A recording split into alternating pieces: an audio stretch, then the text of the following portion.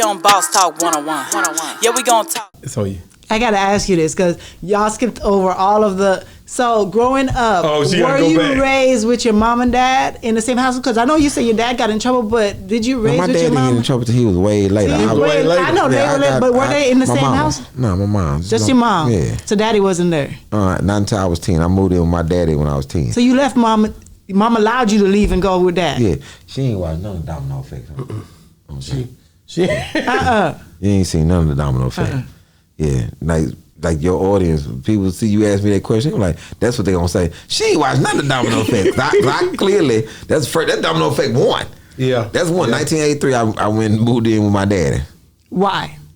Because I was living in the house with a bunch of girls. I wanted to stay with my So you father. were the only... I'm the only boy. The only boy. Mm-hmm. Okay. Because I always tell females, some females who are single moms hold their son or their child over the daddy's head and whatever. But I always say, daddies need to raise the boys because they need to teach the boys how to become a man. Women hold children over, male or female, over their father's head. Right. When it's a father.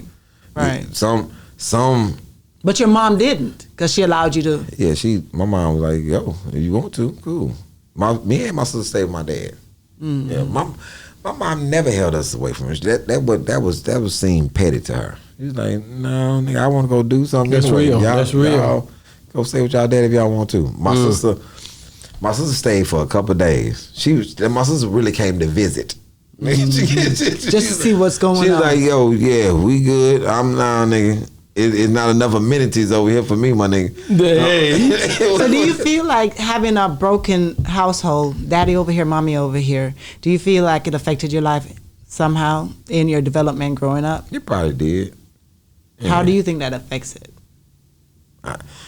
I have no idea because I live with both of them. So I got the benefit of both at times. So I think that is something that affects people when it is allowed to be infectious like that. That's when one of the parents is pushing that infection. Okay.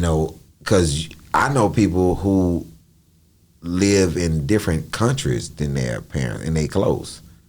You know what I'm saying? So some people go out for work. Mm-hmm. It's all type of different dynamics of how a family is cultivated and how people feel about their parents. Some people hate their parents because of the other parent hated the other parent. Right. Or like I would never push any ill will on a child on another parent. Because I have older kids that me and their mom separated. Okay. Around 10. One was 15, one was 10. So my older kids. But the admiration that I had for their mom, that never deteriorated. So I never pushed that. And I don't think she ever pushed that on me. But my mom and my dad had some bitter moments, but it was still, if you want to go live with your father, go live with him. Because I always wondered that because, there's so many broken homes, people raised by so many broken homes here in the United States and even in Jamaica, in the Caribbean. But you see, because I was never, both my parents were there. But a lot of my friends didn't have that, but their parents were active in their life, but it seemed like it was just normal. It never really seemed like it affected their life. But then now since I've been doing the podcast and talking to people, they're like, no, that's the reason why I'm like the way I am, because my daddy wasn't there, my mama wasn't there, or because they were arguing, or, there's different things. So I know that the reason why we become who we are is because of that foundation. Whether you think it affected you or not, it does subconsciously affect you somehow. I think the other end of it is when people try to say that's how they are. No, that's how you choose to stay. Exactly. That's not how you are. Because my pops not being there in the beginning. Mm-hmm. So that was the safety thing of, I felt like I got abused because he wasn't there, not because of my mom's decision. You know what I'm saying?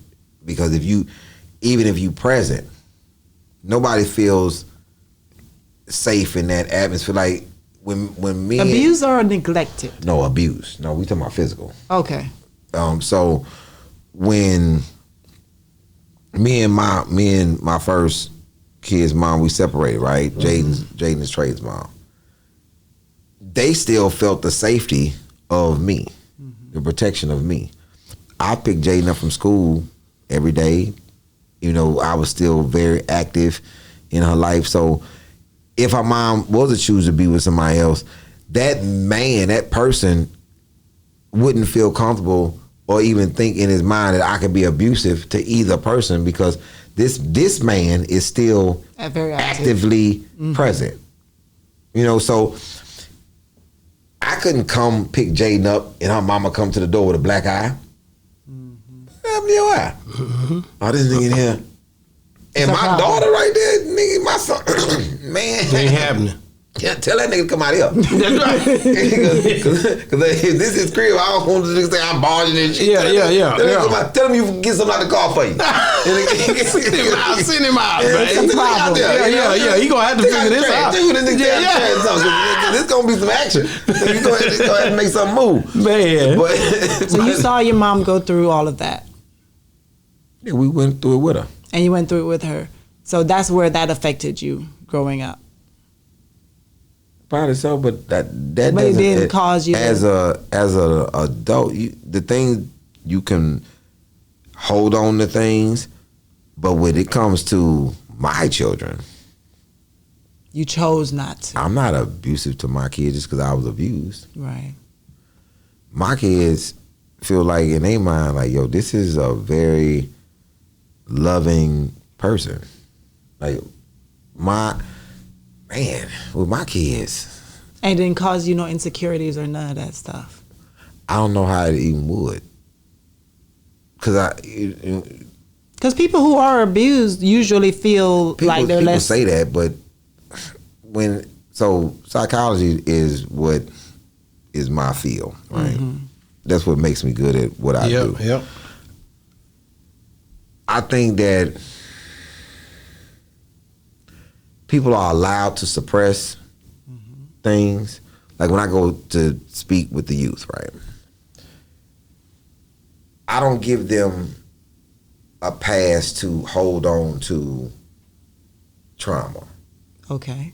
You don't have the pass to hold on to it, because if you do hold on to it, now you being ungrateful because you had another day to do something different. Got it. How many days are you gonna wallow in this? There you go.